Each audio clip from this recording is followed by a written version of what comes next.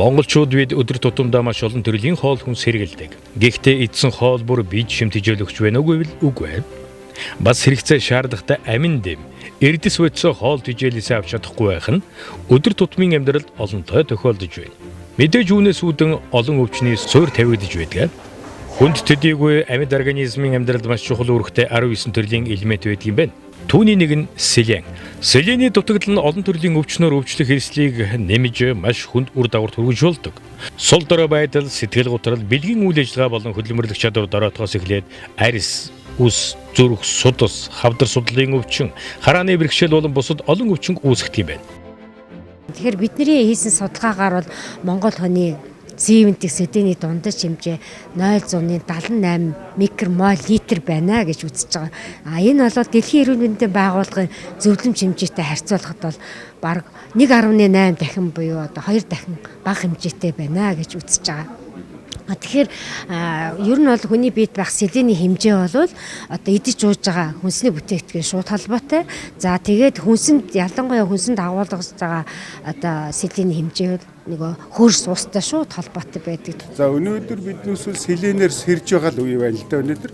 Тэгээ урд нь хальцсангүй одоо бага ярьж байсан. Тэгээ ер нь мэдлэгийн хэмжээгээр л тухайн асуудал тухайн цаг үедээ өрнөж байдаг.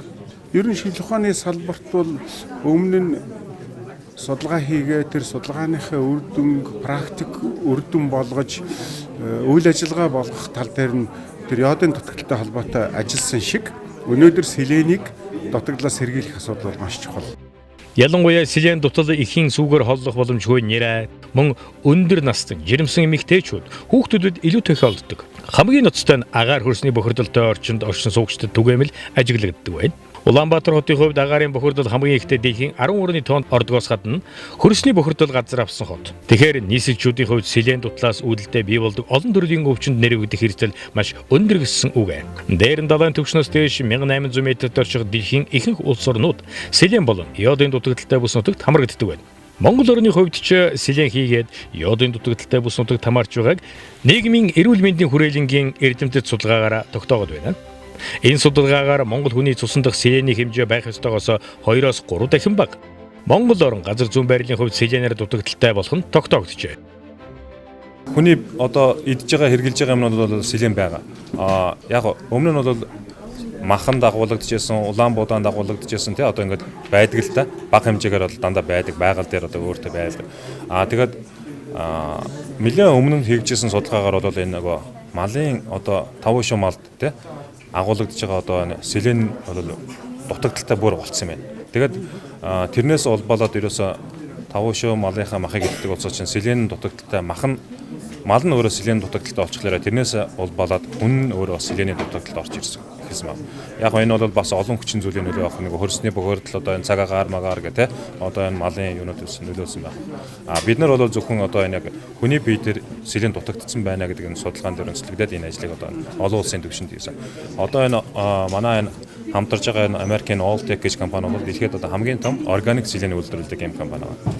Органик селенийг одоо бид нар бас энэ үйлдвэрлэлд ашиглаж байгаа. Энэ бол одоо яг хүнсэнд хэрэглэх зорилттой ийм селен.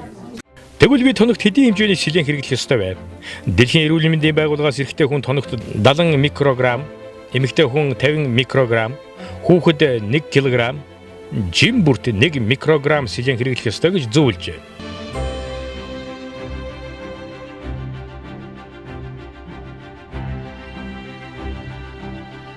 Шаардлагатай селений энэ хэмжээг та өдөр тутамдаа авч чадсанаар дараах өвчнүүдээс урьдчилан сэргийлж чадна. Биеийн дахлааг дэмжиж хурд авдраар өвчлөх хэрэгслийг бууруулна. Зүрхний булчин сулрах өвчнөөс өвчин сэргийлнэ. Төрөө булчинхаа үрвсдээ сэргийлж өргүүлээс хамгаална. Жирэмсэн хөхүүлэх болон ниран зөнхлөх эмгэг өвчлөлүүдээс урьдчилан сэргийлнэ. Биеийн дэх хорт бодис, хүнд металлын хорвоо чанарыг бууруулна. Тэгвэл селенийг юунаас хэрхэн авч болох вэ? Мэдээж хамгийн түрүүнд селенийг хоол хүнсээр хангалттай авах боломжтой. Энэ нь эрүүл бөгөөд хоргүй арга юм. Селен нь ургамлын болон амтны гаралтай бүтээгдэхүүнүүд, үүний дотор далайн загас болон далайн бүтээгдэхүүнүүд, ялангуяа сээлж, далайн байцаад, далайн давсанд ихээр агуулгадаг. Бид бол ерөнхийдөө одоо 4.5 кг-аар бол шүү дээ.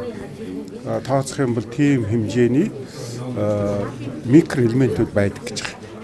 Тэрэн дотроос бид селенийн агуулмж нь бол 14 орчим миллилитр. тийм өчөө. Гэсэн хэрнээ энэ жоохон агуулмжтай мөртлөө хүн гэдэг энэ бодгалын хэвийн үйл ажиллагааг хангахад тэр Селен гэдэг бол хязгааргүй үүрэгтэй гэж. Манай улстай адил Селений дутагдaltaй бусад орнууд хүн амынхаа хөлсөнд хэрэглэх өргөн хэрэглээний бүтээгдэхүүн болох давс, сүү, өндгийг Селенээр баяжуулан ашиглаж иржээ. Монголчуудын хувьд энэ арга хожуу нэвтэрч байгаач одооноос эхлэн өндөгнөөс Селенийхээ хэрэгцээг хангаж эрүүл мэндийг хамгаалах сайхан боломж бүрдэж байна. Үндэсний үйлдвэрлэгч тэр дундаас Түмэн шууд компани энэ ажлыг анхлан эхлүүлж хүн амын хэрэгцээнд Селенээр баяжуулсан өндгийг өргөнөөр нийлүүлж эхэллээ.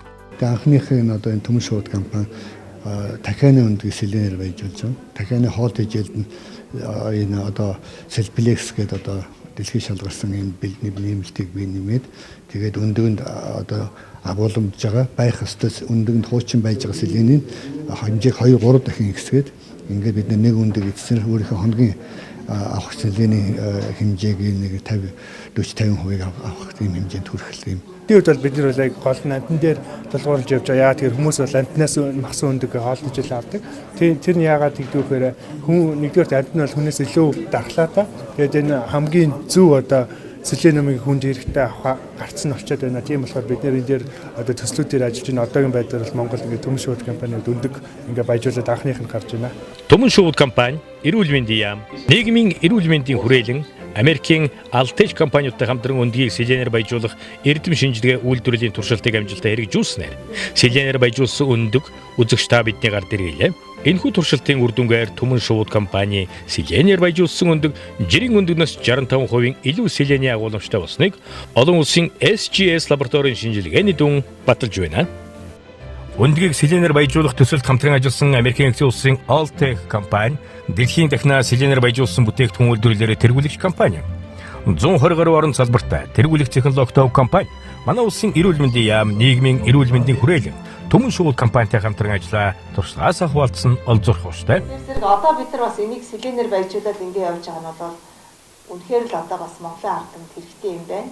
За дээрэс нь энэ судалгааны ажлуудыг бол бид нар цааш нь өргөжлүүлж хийх ёстой. Ийм чиглэлээр бид нар төсөл хөтөлбөр боловсруулах ёстой.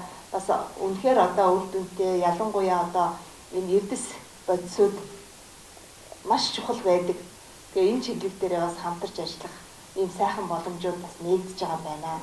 Селенээр баяжуулсан тэжээлээр дахиад тэжээснээр өдөн сорлож, өндгөлтийн хувь нэмэгдэж, үхэл хорогдол буурч, дахианы өөрийнх нь бодисын солилцоо идэвхжиж, амьдрах чадвар нь сайжирсан байна. Түмэн шууд компанид хийсэн судалгаагаар энэ тогтоогдчихэ. Энэ нь манай орны амьд организм бүр Селенээр дутагдж байдгийг баталж байна. Нэгэнт Түмэн шуудын Селенээр баяжуулсан өндөг зах зээлд худалдаалагдаж эхэлсэн тул одоо та Селений дутагдлаас айж имэх хэрэггүй боллоо.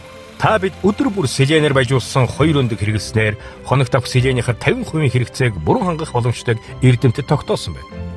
Ер нь дэлхийд дахинд хүн амыг Селений дутагдлаас өрчин сэргийлэх түгээмэл 2 арга байна. Нэгдүгээр Селенийг бэлдэмлээр шууд хэрэглэх, хоёрт мал амтны тэжээлийг Селенээр баяжуулснаар түүнээс гарсан Селений агуулмж өндөртэй бүтээгдэхүүнийг хүн амын хоол хүнсэнд хэрэглэх. Монголчууд энэ 2 аргаас хамгийн эрүүл бөгөөд үр дүнтэй аргыг инхүү ашиглан өдөр тутамдаа Селенээр баялаг хоол хүнс хэрэглэх боломж инхүү бүрдэж байна. Мэдээж энэ эхлэлийг үндэсний үйлдвэрлэгчдээс Түмэн шууд компани тавьж Селенээр баяжуулсан өндгийг инхүү зах зээлд нэвтрүүлсэн сайн жишг боллоо. Элдв өвчнөөс өрчсөн сэргийлж үндэсний үйлдвэрлэж дэмжицгээе.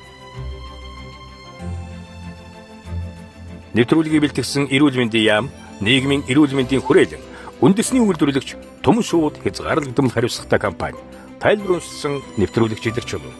Хүчтэй сэтгэгч PR агентлаг бүтээв.